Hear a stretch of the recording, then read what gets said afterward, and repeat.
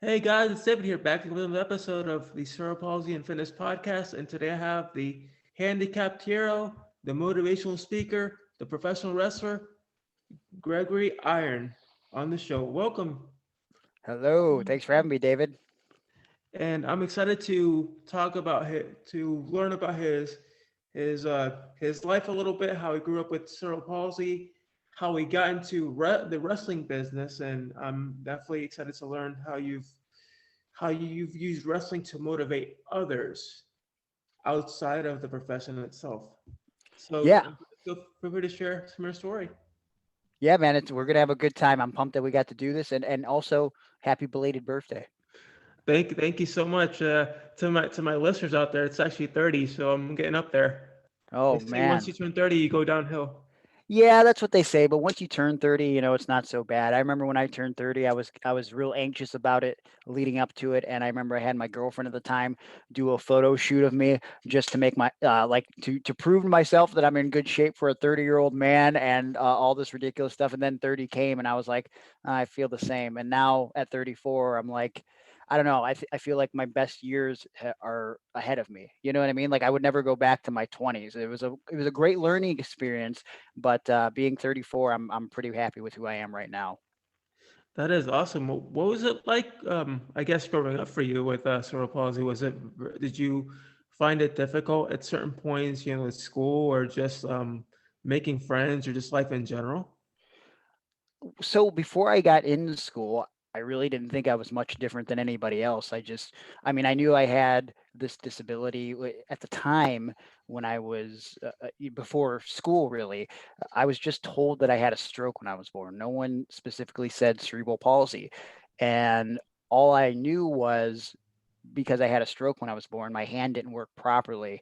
But my grandma, who actually got me into wrestling, she was also pretty religious, and she would often tell me, if you just pray every night before you go to bed, your hand will get better. And so I did that on a regular basis because I thought, if I pray, it'll get better, right?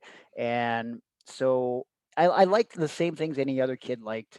Ninja Turtles, video games. I loved playing Super Nintendo, and I loved writing and drawing. And I actually thought I was going to be a cartoonist before I even considered being a professional wrestler. But the one thing that I loved more than anything was professional wrestling. There was something that sucked me in that I think it was larger than life characters.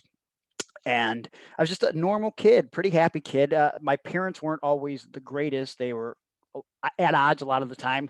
My mom was heavily addicted to drugs. My dad had problems with alcoholism at the time, so there was a lot of verbal and physical abuse between them that I had to witness. But outside of that, I didn't think I was an abnormal kid. And it wasn't until I got into school when kids started to poke fun of me and call me names and stuff that uh, I dealt with the bullying and I realized that maybe I am different, but I try to be mentally positive about all of that. And the one thing that kept me positive was professional wrestling and getting lost in these larger life characters every Sunday morning on Superstars or Monday night if I watched Raw. It wasn't until a situation where my mom, who had been in and out of jail, had a warrant for her arrest. She got arrested. I ended up moving from Cleveland, where I was born, to a little town called Wellington with my aunt and uncle. And when that happened, my aunt and uncle, also being very religious but ignorant to what I had, again, I just think I have a stroke. They say, well, let's take you to the doctor so we can get your hand fixed. And so we scheduled this doctor appointment, and I go to the doctor, and the doctor does a regular physical on me, and he goes, well, you have cerebral palsy, and obviously that's an issue with your brain. So unless we can figure out a way to fix your brain, you're always going to be like this.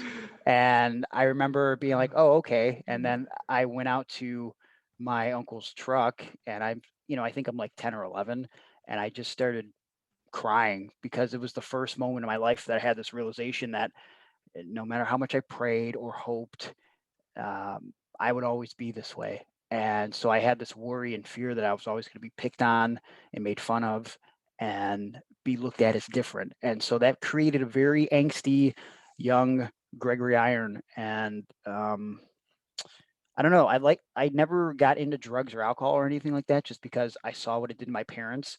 So I was really I'd get really lost in my music. I was always deep in my headphones, and based on my love for wrestling, I got into a lot of new metal. So there was a lot of angry lyrics that I could relate to at that time of my life.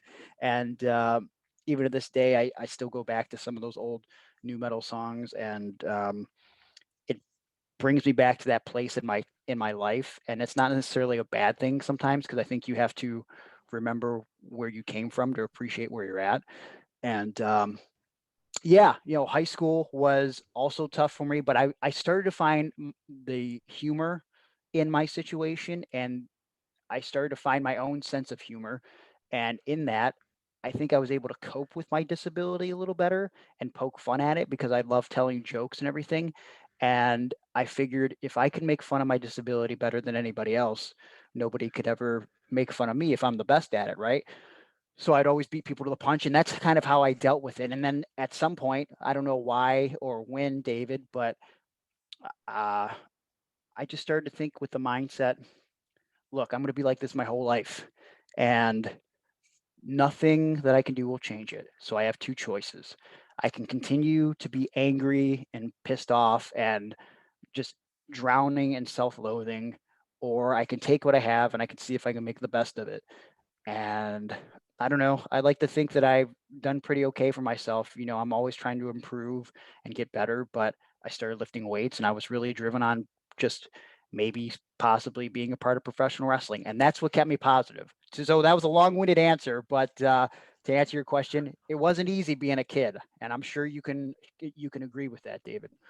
Oh no. So I feel like by what you've kind of explained to me a little bit is you found that balance, that self acceptance uh, of cerebral palsy, so to say, or our disability, so to say, in professional wrestling. It kind of helped bring it all together and to realize you've only got one body, and there's only one you. You're unique. Yeah, Take advantage of the situation. yeah. Be happy with yourself. For sure, and that's really, again, you can't change who you are, so you have to embrace it and you have to make the most of it. And I also, again, this goes back to what I was saying when we started the podcast. Me not going back to my 20s, I wouldn't go back to my teenage years or my childlike years. I appreciate those experiences, good and bad. It shaped who I was. I wouldn't change any of that, but I wouldn't want to go back because I really love and appreciate who I am right now. And it's just one of those situations where uh, I'm okay with being unique and different. Like, I don't even know and understand why I wanted to be like everybody else, because who cares about someone that just blends in with the crowd? I mean, if that's your thing, if you just want to blend in, cool. But I'm okay with being unique and standing out and being someone different. Because if everyone's the same, that's just so boring. Uh, how in regards to that, how difficult was it for you to enter the professional wrestling business? I mean, you were relatively young. You were still in high school, right, when you started training? It was right after I graduated. So I started going to shows when I was 18, and then I was sort of nervous about entering the wrestling school in Cleveland. That would be the Cleveland All Pro Wrestling Training Academy. And I don't know, like, I wanted to be a wrestler, but I was still sort of scared. There was this feeling in me that, what if I go down in this basement in this old school in which the ring was set up and I try to wrestle and I'm not good at it? Am I going to view wrestling different? Am I going to hate it? And just that idea of potentially hating wrestling really consumed me, because it was the one thing that always kept me motivated and driven. However, every time I'd go to a WWE event or an independent wrestling match, there was that point when I was 18 years old where I'd be sitting in the crowd and I'd get there and I'd be enjoying the show. And then about halfway through, I'd get this feeling as I was looking in the ring of like sadness, because I would envision myself in the ring. And I just knew that I had to at least try, because I didn't want to look back when I was in my 30s or 40s in regret, because I felt, as painful as it would be to potentially be terrible at wrestling, I think it would be much more terrible to never know what if. So I took my money.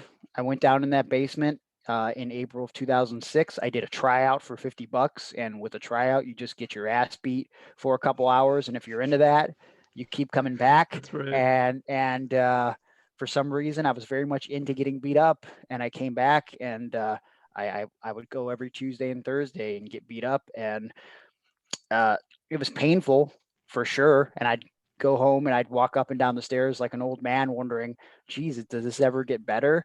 Uh, but I don't know. There was never anything in me that would tell me to quit, so I just kept going. And so it wasn't hard to break in because, luckily for me, as long as you had money at the school I was going to, they were gonna let you train. And so I kept coming back. And just like, no one ever told me to get a doctor's note or anything like that. No one questioned how bad my disability was, which in retrospect, maybe that should have been a thing. Not that I have severe cerebral palsy, but I've had young men and women over the years reach out to me because of various disabilities and say, "Well, I want to be a pro wrestler," and then they tell me, "But I have shunts in my head," or just they're in a wheelchair, and so, like, look, I will never tell anybody to not follow their dream, but there are people that will take advantage of you, and I think you Exactly. should consult a doctor if you're going to enter professional wrestling with a disability. And I think you should really, you should know your limitations, right? Like, if wrestling is in your heart,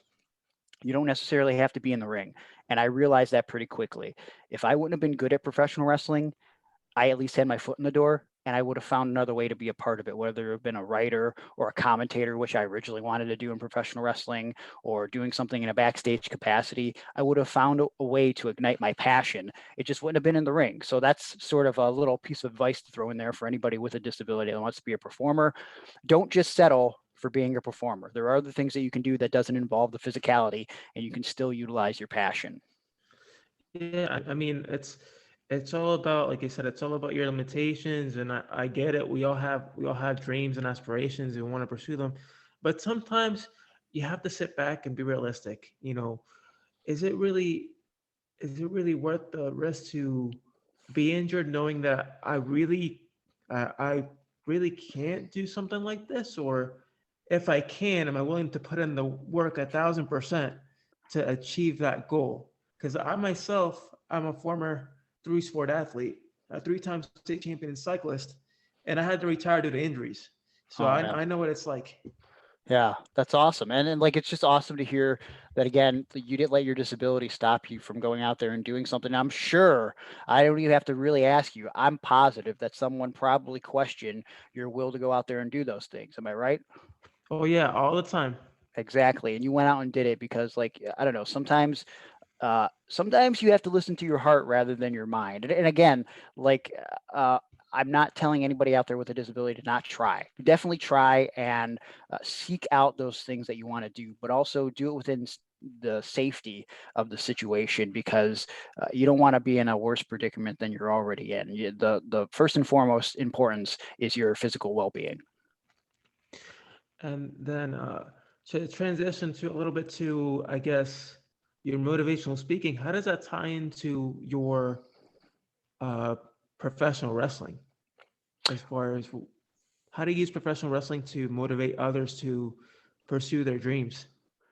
I think plain and simple, David, I use professional wrestling to motivate others towards their dreams just because I am a guy that you look at and you don't think should be a professional wrestler. I think I'm kind of physically unopposing when I walk into your school to do a speaking engagement, and especially if the kids don't know what my profession is. I think when I walk into a room, you don't say professional wrestler. I don't fit the mold of your prototypical television professional wrestler. I'm not over 6 feet tall. I'm not 275 pounds. I do have some decent muscles, but if I'm wearing a shirt, I don't know if you could tell that sometimes. So I'm not what you would look at and say that guy's a professional wrestler. And I think just the fact that not only am I a professional wrestler, but I'm doing this with one functioning arm. Technically, the whole right side of my body is messed up, but I Same mean, with mine. yeah, there you go. See, we can relate. Just having the whole right side of my body messed up, and I'm still going out there and do it. I think that is inspiring to kids, and that's how I use wrestling, because I think when I got into wrestling, my mindset was, F everybody that ever told me I couldn't do this. I'm going to prove you wrong. But as I progressed within professional wrestling, the thing that I realized that I never thought about was, when I watched professional wrestling, not only was I drawn to the larger than life characters, but there were so many of those characters and performers that motivated me to keep going, and hearing elements of their story pushed me closer to following my dream and made me, when I was in my darkest days, they helped me see the light at the end of the tunnel. So being able to be so vulnerable and share my story, the things that I went through, not only with my disability, but with my childhood, with my parents, to be able to share those stories and then have kids or adults walk up to me at shows and go, man, you're an inspiration. It was overwhelming to sort of realize that I was slowly becoming someone much like the guys that I wanted to emulate from television and be like.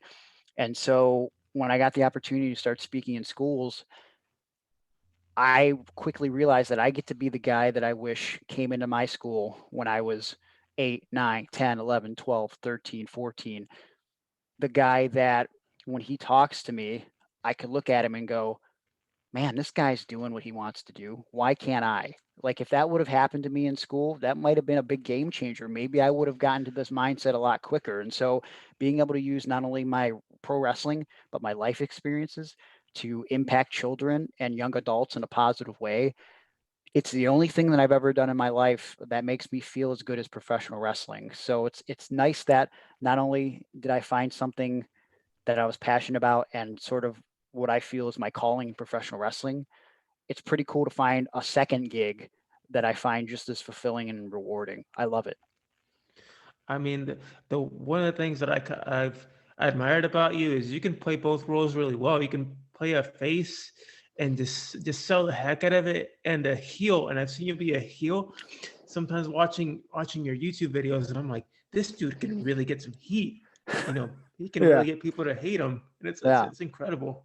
Thank you. Well, that comes from a place of anger, like it comes from, and again, David, you probably know, uh, being someone with a disability, I think oftentimes people look at you as just that, as someone with a disability. Like, I think I'll forever be looked at first glance as the pro wrestler with cerebral palsy, but I don't view myself in that vein. I am a pro wrestler that just happens to have cerebral palsy. You know what I'm saying? Like Exactly. you don't sign an African American guy and you go, oh, he's Hmm. the African American wrestler. No, he's a wrestler that is also African American. And so, in being a professional wrestler, I can look back at those moments in my childhood when it was first pitched to me to be a bad guy.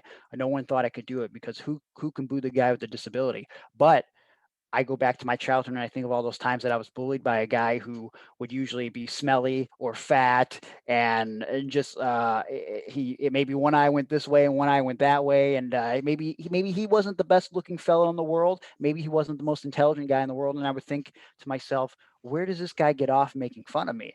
And so I would make fun of that guy tenfold, especially when I started lifting weights, and I go, wait a minute, you're picking on me because I have a messed up hand, but why is it that I'm in better shape than you'll ever be? And so when I go back to that mindset, I figured I can take everything inspiring about the Gregory Iron character and I can flip it by incorporating real elements and experiences. And I think the best wrestling characters are the ones that have traits that they can relate to.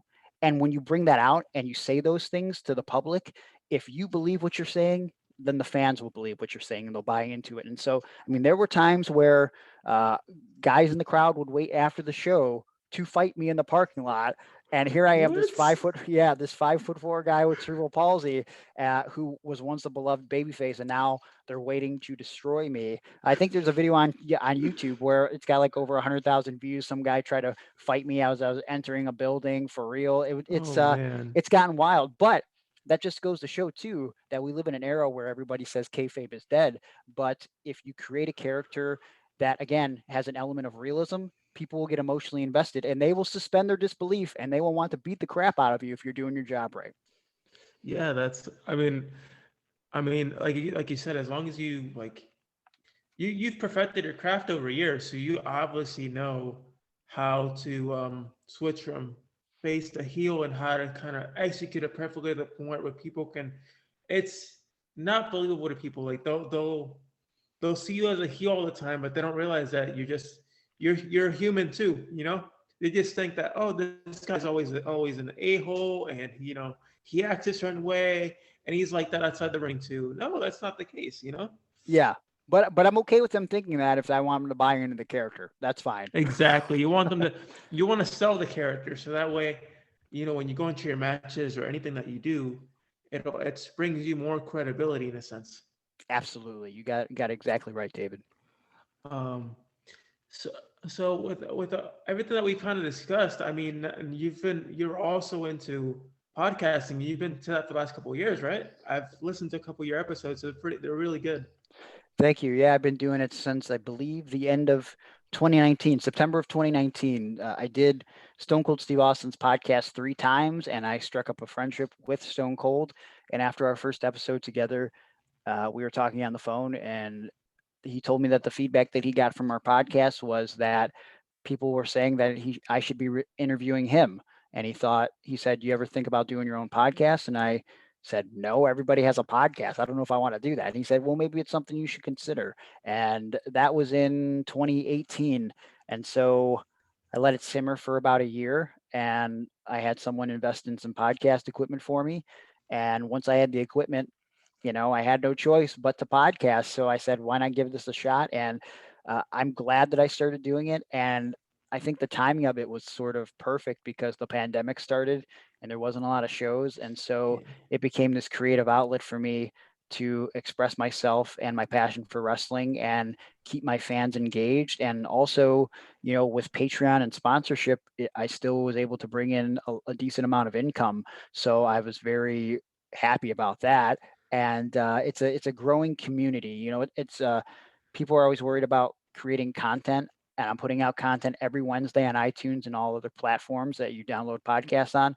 But I think the cool thing about the Patreon, which is patreon.com/Iron on Wrestling, is it's a community. It's not about the content because there's just about 70 subscribers right now, and that doesn't sound like a lot, but I talk to these guys almost daily, and they've really became a support system, and they went from fans very quickly to friends. We follow each other on social media, and I try to stay engaged with them, and we have Zoom chats once a month, and it's really fun, man. And I think that's what wrestling's all about. It's about fun, and I'm glad that I could create this little community in which we could all bond with each other and stay positive through all of the weirdness in the world. It's been a beautiful thing. Uh, awesome, awesome. And then uh, I guess I've always wanted to ask this because I've always wondered, have you ever, I mean, has any major company reached out to you? I mean, WWE, New Japan, to sign you? Because I've always wanted to see you in that big stage because you have worked so hard to get to where you're at today. You Well, I know? appreciate that. I appreciate that. I had a couple tryouts back in the day when WWE worked with OVW, and that was a situation where you could back in those days you could pay for tryouts because in my head I wasn't sure WWE was just going to ever try to sign me, and so I figured why not put my story right in front of them and invest in myself. And so 2 years in a row I did that, and I wrestled in front of Mark Henry one year, and I wrestled in front of Johnny Ace the next year, and I made a sales pitch, and I had a little bit of communication with Johnny Ace. It never went anywhere. There was a time where back in 2011, as a publicity stunt, I working with Mike Quackenbush from Chikara and David Lagana, who used to be a writer for WWE and then did stuff for the NWA recently, and at the time worked for Impact. We did this publicity stunt where I was going to enter the Royal Rumble, and I cut this promo, and it went on YouTube basically where I said, "Hey, everybody's journey to the WWE starts at the Royal Rumble, and my dream is to wrestle at WrestleMania, and I can't do that unless I'm in the Royal Rumble. And if I can win the Royal Rumble, maybe I can go to WrestleMania and I can live my dream."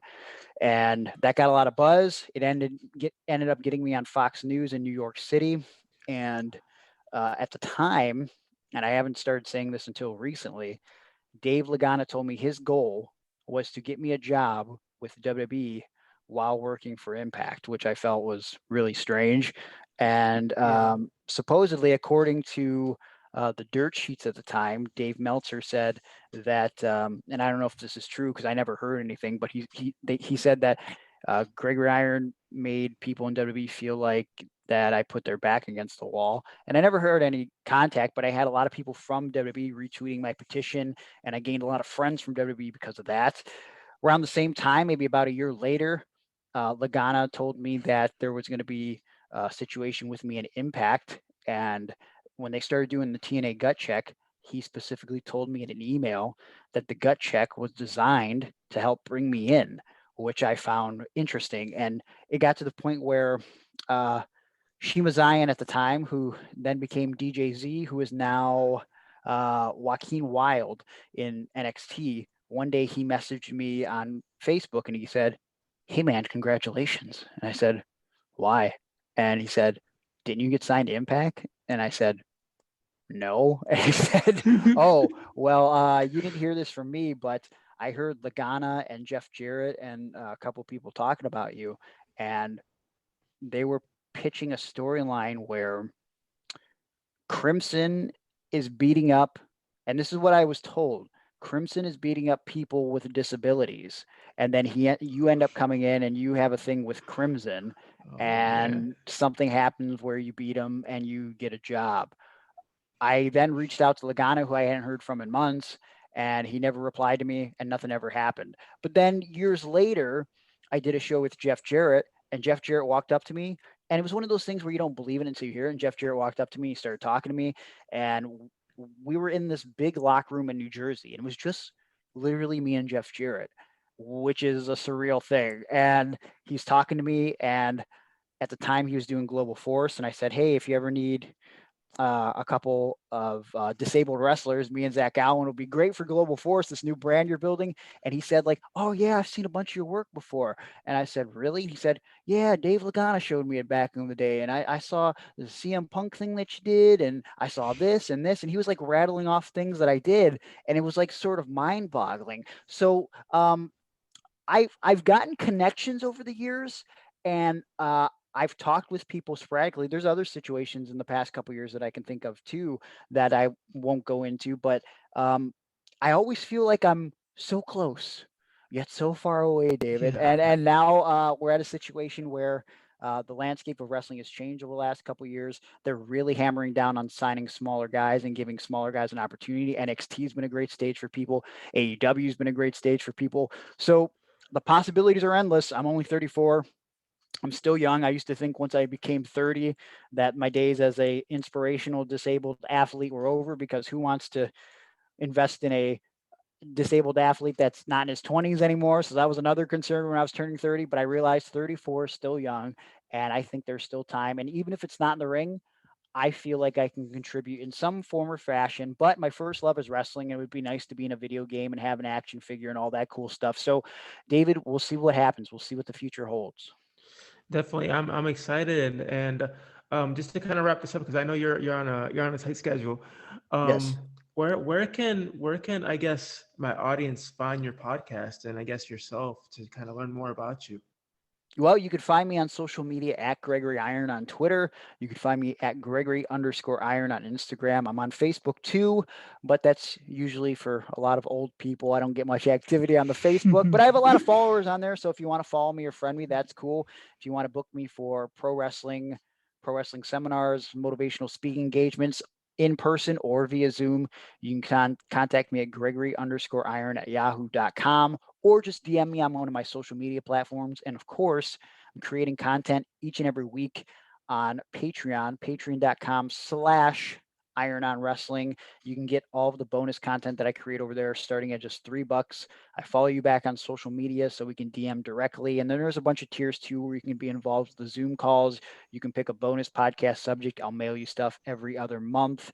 You can even be in studio with me and my co-host Aaron Bauer and have the conversation with us about whatever you want to talk about. So that's a pretty cool thing. And of course, if you just want to listen to the podcast for free, that drops every Wednesday on iTunes or wherever you download podcasts. It's Iron on Wrestling with Gregory Iron. And we've got some great interviews in the archives. We got episodes with Stone Cold Steve Austin, Johnny Gargano, Kimberly, Danhausen, Effie, Kurt Stallion. Did I say Kurt Stallion? I don't know what I'm saying anymore. There's so many interviews there. We've done 102 episodes as of this month. It's pretty crazy. Can't believe I've been doing it for this long. I'm getting old, David. but I'm still doing it. Hey, that's what counts, man. You just gotta keep on pushing forward and staying positive all the time. Heck yeah, man. Well, thank you for being on, man. I really appreciate it. Yeah, no, thanks for having me, man. And guys, as always, you can always find this episode on iTunes, Spotify, and every other major podcasting outlet. And this is Dave Figueroa. And remember, if I can do it, so can you.